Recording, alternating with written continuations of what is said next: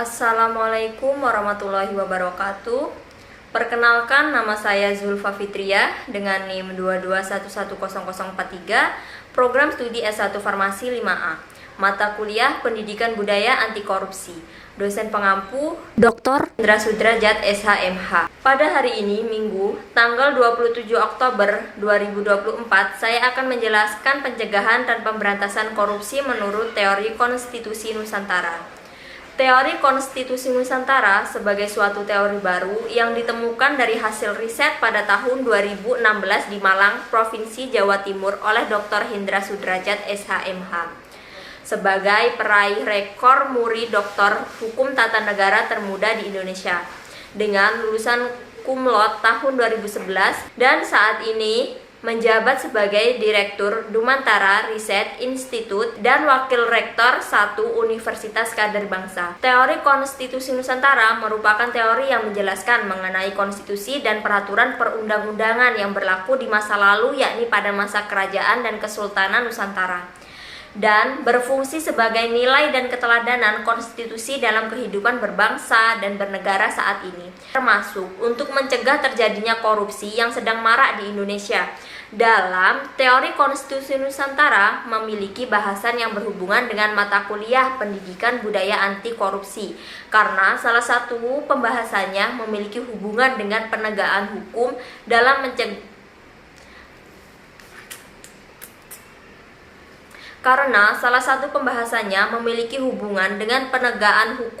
mencegah dan memberantas korupsi. Adapun komponen teori konstitusi Nusantara atau teori Nusantaralism Constitution States of Culture sebagai berikut. Yang pertama, people's habit atau kebiasaan masyarakat. Pada masa kejayaan Nusantara terdapat kehidupan masyarakat yang memiliki tradisi dan kebiasaan para pemimpin masyarakat di kala itu. Kebiasaan para pemimpin dan tokoh masyarakat sebagai suatu cerminan keteladanan dalam bermasyarakat. Keteladanan tersebut terlihat dalam perilaku dan tindakan yang diikuti oleh anggota kelompok masyarakat yang menjadi modal terbentuknya suatu masyarakat. Sehingga di mana ada masyarakat, di situ terdapat hukum. Dalam pencegahan korupsi perlu diawali dengan kebiasaan perilaku dan sikap yang baik, seperti menjadi teladan dalam hidup dengan menjadi pelopor anti korupsi di kalangan mahasiswa dan masyarakat. Yang kedua, living law atau hukum yang hidup. Keteladanan yang muncul dari kebiasaan baik para tokoh masyarakat kemudian melahirkan hukum yang hidup, yang sebenarnya menciptakan hukum yang tidak tertulis dan hukum yang tertulis. Terdapat banyak hukum yang hidup dalam masyarakat, khususnya bagi masyarakat adat yang ada di Indonesia. Hukum yang hidup menjadi tradisi dan adat istiadat masyarakat Indonesia dan dijamin dalam konstitusi.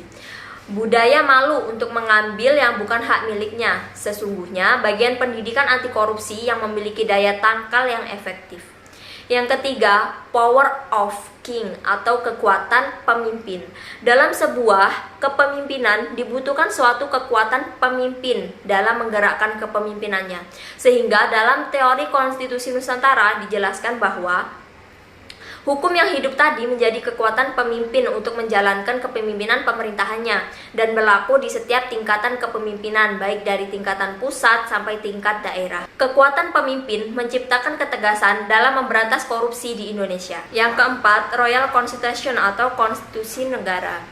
Teori konstitusi Nusantara menjelaskan poin penting dari suatu konstitusi adalah materi muatan konstitusi, sehingga konstitusi negara berfungsi untuk mengatur tatanan bernegara, termasuk untuk membatasi, mengawasi kekuasaan untuk tidak korup, mengatur distribusi kekuasaan negara agar tidak terjadi penyalahgunaan wewenang negara. Konstitusi negara terdiri dari konstitusi tertulis dan tidak tertulis, dapat bekerja maksimal untuk mencegah dan memberantas korupsi di Indonesia. Yang kelima, Archipelago Territory atau kewilayahan Nusantara atau kedaulatan negara. Teori konstitusi Nusantara memberikan penjelasan bahwa kedudukan kewilayahan Nusantara sangat penting Penjelasan kewilayahan Nusantara sama artinya dengan kedudukan kedaulatan negara. Hal ini memberikan pemahaman secara umum bahwa negara termasuk dari sebuah wilayah dan kedaulatan masing-masing negara. Di samping berasal dari rakyat dan pemerintah, sehingga kewilayahan posisi keilmuannya penting untuk memperkuat posisi negara. Menurut Dr. Hendra Sudrajat SHMH, penguatan masing-masing kewilayahan dalam mencegah dan memberantas korupsi perlu dilakukan yang dimulai dari keluarga masing-masing, sehingga korupsi dicegah dari wilayah keluarga yang pada akhirnya menjadi suatu kedaulatan hukum negara yang bebas dari tindakan Menurut Dr. Hendra Sudrajat SHMH, penguatan masing-masing kewilayahan dalam mencegah dan memberantas korupsi perlu dilakukan yang dimulai dari keluarga masing-masing, sehingga korupsi dicegah dari wilayah keluarga yang pada akhirnya menjadi suatu kedaulatan hukum negara yang bebas dari tindak pidana korupsi.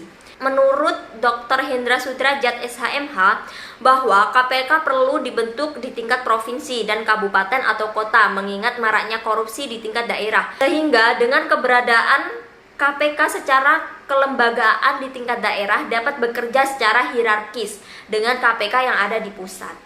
Yang keenam itu Kingdom struktur atau struktur negara. Kingdom struktur atau struktur negara dalam pembahasan teori konstitusi Nusantara merupakan struktur dan pembagian kekuasaan seperti kekuasaan legislatif, kekuasaan eksekutif, dan kekuasaan yudikatif. Struktur negara ini bekerja untuk memaksimalkan organ-organ negara dalam menjalankan kekuasaan pemerintahan negara. Menurut Dr. Hendra Sudrajat SHMH, negara memiliki suatu komisi negara seperti Komisi Pemberantasan Korupsi yang berwenang memberantas korupsi di Indonesia.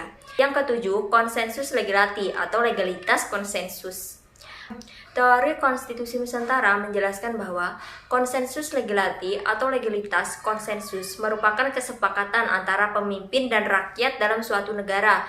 Menurut Dr. Hendra Sudrajat SHMH, bahwa konsensus legality dalam teori konstitusi Nusantara pada pemberantasan korupsi adalah terbangunnya kesepakatan bersama berupa penguatan karakter, berupa integritas dan komitmen dalam pemberantasan korupsi, bahwa korupsi adalah musuh bersama dan ancaman serius bagi kehidupan berbangsa dan bernegara di masa mendatang.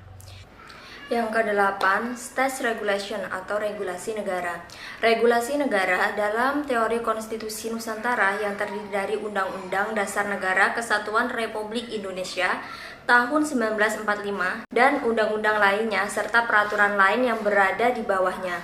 Sehingga sebagai bagian dari kategori state regulation dalam kajian teori konstitusi Nusantara terdapat peraturan perundang-undangan yang berhubungan dengan pemberantasan korupsi, yakni Undang-Undang Republik Indonesia tentang Pengadilan Tindak Pidana Korupsi dan Undang-Undang Republik Indonesia yang mengatur tentang Komisi Pemberantasan Korupsi ke depannya.